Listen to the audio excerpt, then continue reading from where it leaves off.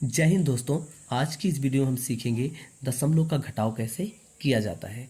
तो अगर आपको दशमलव का घटाव नहीं आता है तो यहाँ पर मैं आज जो है 4 प्रकार के जो है दशमलव का घटाव लेकर आए हैं।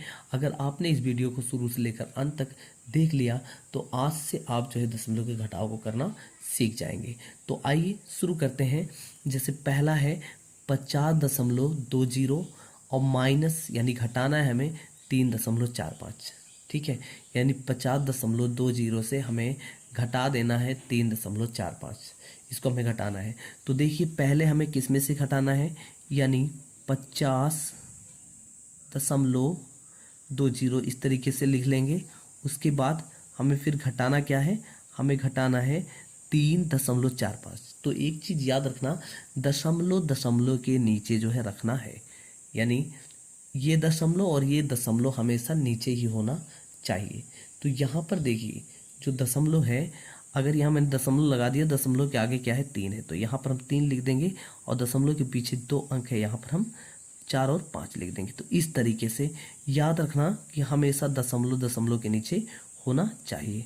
अब जैसे नॉर्मली घटाया जाता है, हम इसको क्या करते हैं, घटा देते हैं। जैसे देखिए ये 0 है, 5 है, और हमेशा जो है इकाई के अंक से जो है घटाना शुरुआत होता है। तो हम यहाँ पीछे से घटाना शुरू करेंगे। अब देखिए ये 0 है, ये 5 है, तो हम क्या करेंगे, 0 से तो 5 घटेगा नहीं, इसलिए हम एक उधार लेंगे। ठीक है, यहाँ एक उधार लिए तो ये क्या बन गया, 10 बन गया। यहाँ क्या बन गया, 10 बन गया। ठीक है, यानी कोई संख्या अगर 0 हो, अगर हम एक उधार लिए तो ये 10 बन गया, लेकिन यहाँ 2 था तो यहाँ क्या हो गया, 1 बच गया। ये चीज़ याद रखना। तो ये 10 हो गया, और 10 से जब हम 5 माइनस करेंगे तो वो क्या हो जाएगा, 5 बच जाएगा। और अब देखिए आगे जब अगले अंक में जाएंगे तो यहाँ 2 था, 1 हमने उधार लिया था, तो यहाँ 1 बच गया। ठीक है, अब 1 से तो 4 घटेगा नहीं, इसलिए हम क्या करेंगे, इसलिए हम आगे का नंबर देखेंगे, 0 है, 0 से हम जो है उधार ले नहीं सकते, इसलिए फिर हम 5 को देखेंगे। 5 से एक उधार लेंगे तो ये 10 बनेगा। ये क्या बनेगा, 10 बनेगा। और फिर जब ये 10 बनेगा तो ये एक उधार लेगा, तो यहाँ 9 बच जाएगा और यहाँ हो जाएगा 11। ठीक है, 11 कैसे हुआ, क्योंकि इसने यहाँ पहले उधार दिया था, 1 ही बचा था, तो ये 11। तो 11 से हम 4 माइनस करेंगे तो निकलेगा 7।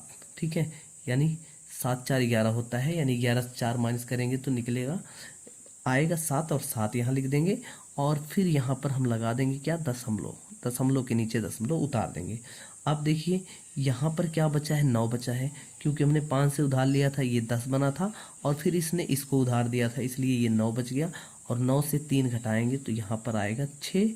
ठीक, यहाँ पर 9 से हमने 3 घटाया तो निकल के आया 6, और इसने जो है इसको उधार दिया था, इसलिए यहाँ पर क्या बचा है, अब 5 नहीं बल्कि यहाँ पर 4 बचा है, तो यहाँ पर उतार देंगे हम 4। तो 50.20 से जब हमने 3.45 को घटाया तो निकल के आया 46.75। यही इसका क्या होगा, आंसर होगा। अब देखिए अगला सवाल करके दिखाते हैं। देखिए यहाँ पर दिया गया है 6 माइनस 5.80, यानी 6 से हमें माइनस करना है 5.80 को। तो यहाँ पर पहली चीज़ तो 6 में दशमलव नहीं लगा है, तो 6 में हम क्या करेंगे, दशमलव को दिखा देंगे। यानी कोई भी अंक हो, अगर उसमें दशमलव ना हो तो दशमलव उस अंक के बाद जो है हम दशमलव लगा देंगे। ठीक है, या उस अंक के बाद दशमलव होता है जिसको छिपा दिया जाता है। अब देखिए यहाँ दशमलव के बाद कितने अंक है, 2 अंक, तो यहाँ पर भी हम 2 अंक लिख लेंगे। ठीक है, ताकि घटाव जो संख्या घटा रहे हैं वो इस संख्या के बराबर हो जाए। अब यहाँ दिया है 5.80, तो दशमलव के नीचे दशमलव उतारेंगे, दशमलव के बाद यहाँ 5 लिखेंगे, और फिर यहाँ 8 और 0 ऐसे उतार देंगे। ठीक है, और फिर यहाँ माइनस का निशान लगा देंगे क्योंकि हम घटा रहे हैं। अब इसको हम घटाना शुरू कर देंगे, अब इसको हम घटाएंगे।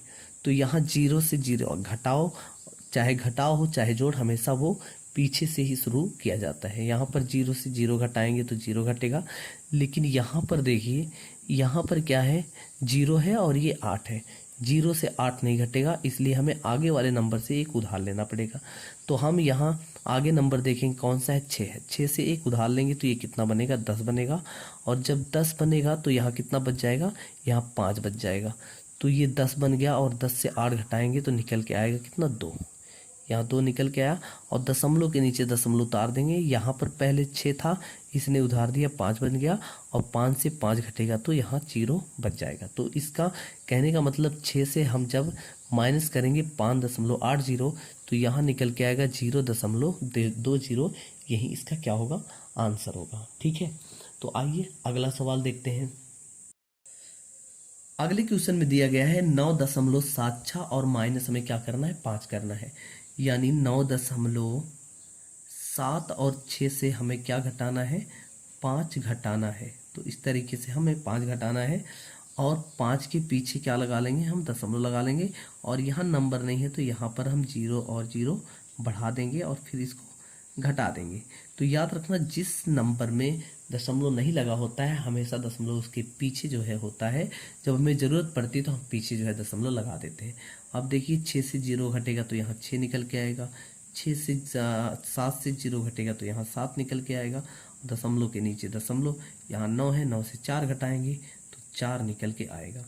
तो 9.76 से जब हमने 5 माइनस किया तो निकल के है 4.76। यही इसका क्या होगा, आंसर होगा।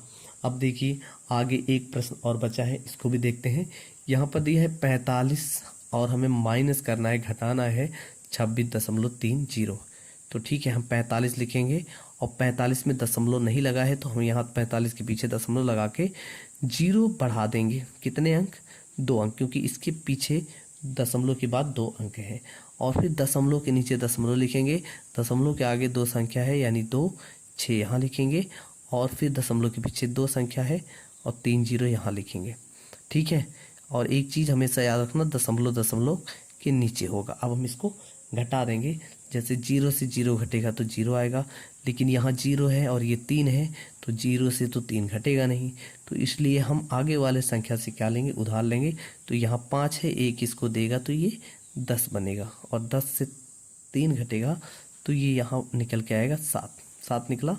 और फिर यहाँ दशमलव के नीचे दशमलव लगाना है। अब यहाँ 5 नहीं है, यहाँ पर क्या है, 4 है, और 4 से 6 नहीं घटेगा, यहाँ से उधार लेंगे तो यहाँ से उधार से ये कितना बन जाएगा, 14 बन जाएगा। ठीक है, 15 नहीं बनेगा, 14 बनेगा, क्योंकि यहाँ 1 उधार दिया था, ये 4 बचा था। ठीक है, तो ये 14 बन गया, और 14 6 घटाएंगे तो 8 6 14 होता है, यहाँ 8 आएगा। और यहाँ पर अब कितना बच गया है, 4 नहीं बल्कि यहाँ 3 बचा हुआ है, क्योंकि इसने इसको आगे जो है पीछे जो है अपने उधार दिया था। तो 3 से 2 घटाएंगे तो यहाँ 1 निकल के आएगा। तो 45 यानी 45 से जब हम 26.30 को घटाएंगे तो निकल के आएगा 18.70, और यही इसका क्या होगा, आंसर होगा।